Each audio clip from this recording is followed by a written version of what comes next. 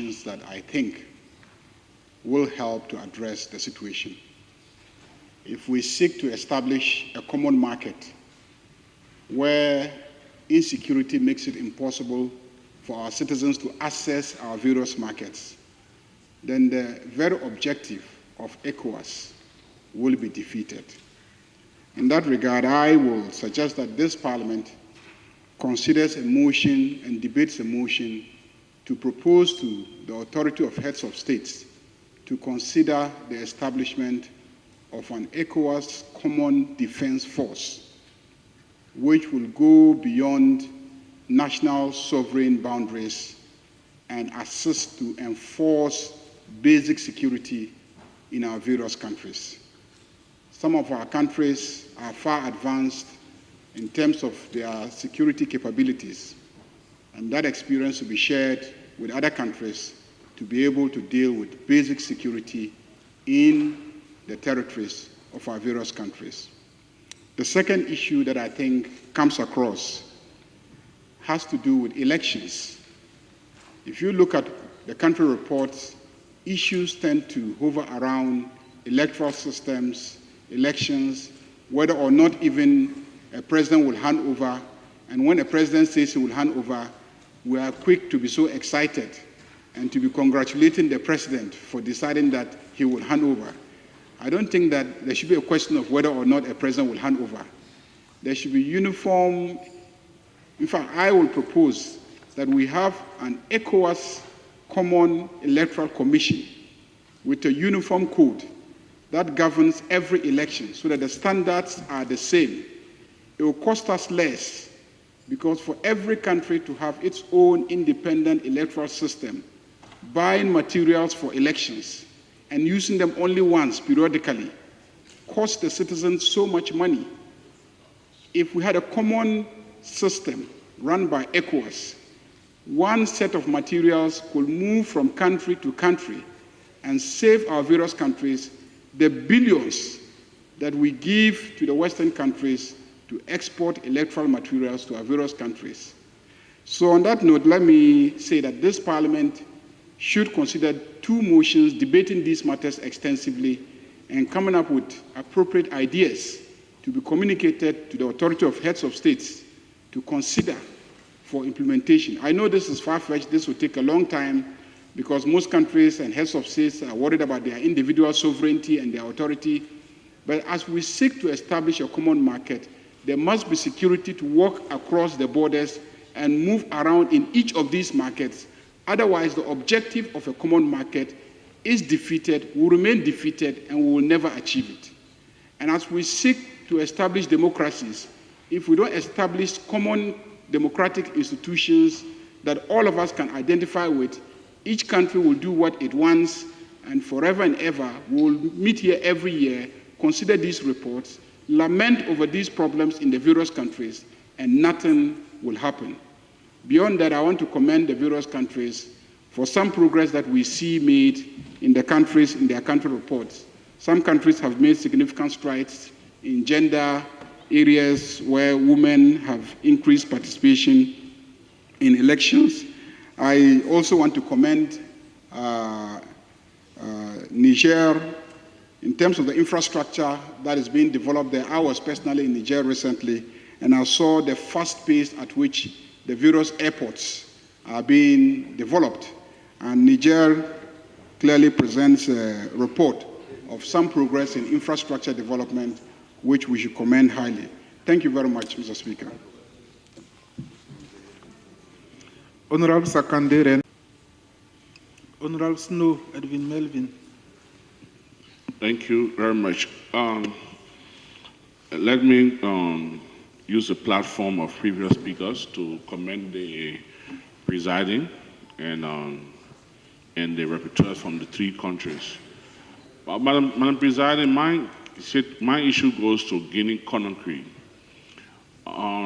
Your political situation, I think, is more grave than stated in your report. And one of my colleagues mentioned that also. We have been getting troubling reports from Guinea-Conakry that your president is trying to seek a third term outside the constitution.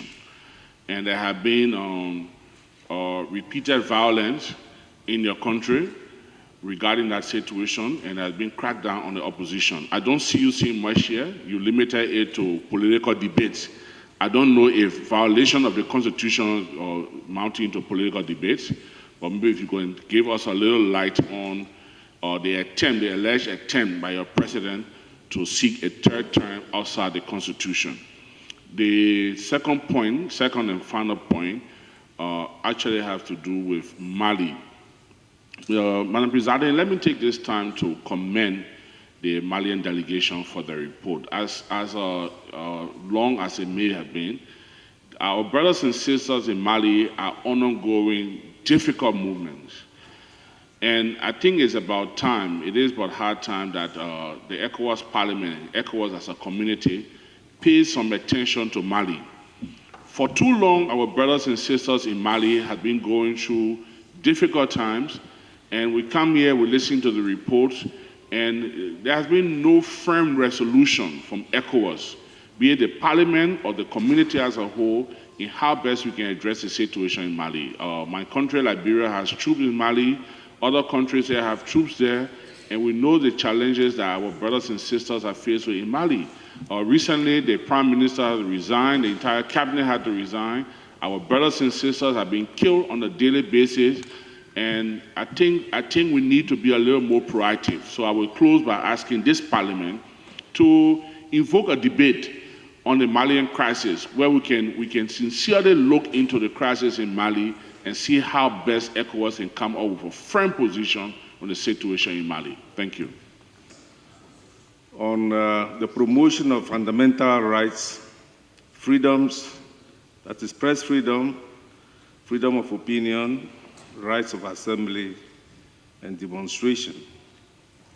It is stated that marches and demonstrations have been banned. I think the whole world over, demonstrations by civil society are an important aspect of their constitutional rights, subject to the Public Order Act, that is the guidelines for demonstrations. So I would like to know from the Guinean delegation whether this total banning of marches, demonstrations are within their constitution or any regulation, existing regulation in the Guinea. And number two is having to do with the contributions, the community levy contributions. We all know how important this is for the running of the community. In the presentations across board, it is not very clear how much is due to a specific country, how much is paid, and what balance is left.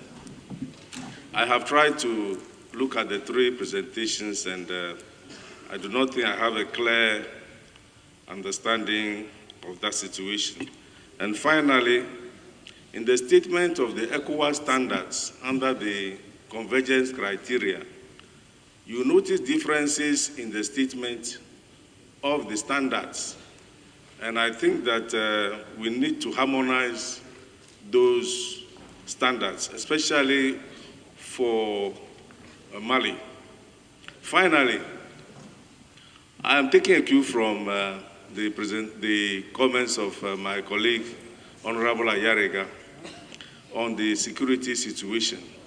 In fact, anytime we are presented with the budget of the Commission, you realize that a lot of money is allocated for security issues, GIABA, money laundering, proliferation of small arms, and all that and all that. And it seems we are not having value for money so far. So I believe that we need a holistic arrangement through having an ECOWAS institution that can promote security for the sub-region. Madam Speaker, those are my comments and questions for this session. Thank you. Honorable Ibrahim Sadiq.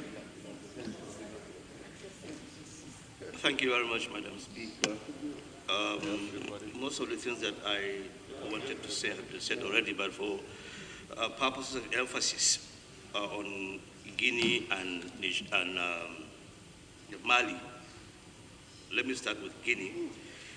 Honorable Snow and Honorable Coffee have made very valid points about longevity in power by African head of states, especially now that West Africa is democratizing. I think we need to make a very strong statement from here to our heads of states. It shouldn't be, in this 21st century, a constitution of a country that is governing the people of that country for a long time, and somebody who doesn't want to leave power when his term had expired should not be tolerated here, and we have to make the points very clear. Because if you look at it very well, what brings about all these situations is people who don't respect term limits, don't respect election results, and all these things bring conflicts, and the conflicts bring poverty, and then poverty continue like that. So I think we have to look at Guinea-Conakry very clearly, and I have to make a very strong message. Now, for Mali, lamentations all over, but we are all in the same problem. I think we have to look at Mali very critically. What affects Mali affects Burkina, it affects Niger, it affects Nigeria, and then even our sister countries in Central African countries like Cameroon and Chad. The militia, Fulani herdsmen,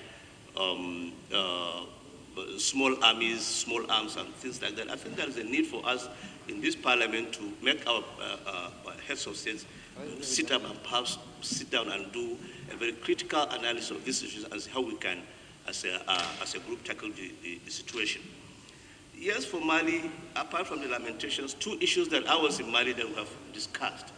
The issue of having a second, an upper parliament, the Senate. Nigeria took its own situation, took care of its own situation because of the Senate that we have. No matter how big a size the state is, you have 3 senators in Nigeria. Kano has over 20 million people population. My state of Adama has only 4 million people. But we have 3 senators. They also have 3 senators. So if Mali does not decentralize and create that upper chamber, other places where they do not feel represented and they do not see their own people on television, they'll continue to agitate for changes. Mali has to take very good care of that. Finally, on Mali, I was in Mali in December as the chairman of House of Representatives Nigeria Committee on Human Rights. We tracked our over 20,000 girls, ages 20 and below, that are sex workers in Mali. And how Mali allows its border and then allows the land for these young girls to continue to stay there. Even when we went there, talked with the authorities, still those girls are going and still those girls are staying there. I was in Kayes region where they have the highest number of those sex slaves, and then we have them in Kangaba area of Kilikoro region that is bordering Mali. I understand, I was there, I've seen it myself. There are mining areas, and I've never seen large population of men without women around, other than in that place. Perhaps the Malian authorities need to do something about it also. Thank you so much. Honorable Samba Diallo. Thank you, Honorable Speaker. Let me join my colleague to thank the country that's present their report. My first issue is on Guinea. With regard to the extension of the parliamentarian term by a presidential decree, I would like the delegation of Guinea to give us more light on this issue, knowing that, okay, parliamentarians seek their mandate from the people, but here we are seeing a presidential decree that is extending the term of parliamentarians. The other issue on the Guinean report also, the report told us freedom of assembly and expression is enshrined in their constitution. And on the same report also, we are told freedom of expression is being banned. So I want them, the Guinean delegation, to tell us what mechanism then the government might use to ban freedom of expression since it is enshrined in their constitution. Then the other issue is on Mali. Mali also informs us on the report that the extension of the legislature for 6 months have made it impossible to complete their constitutional review. Here, I thought the extension of the legislature could have been positive, but we have seen it in a negative way. So I think I will seek from the Malian delegation to give us more light. Thank you.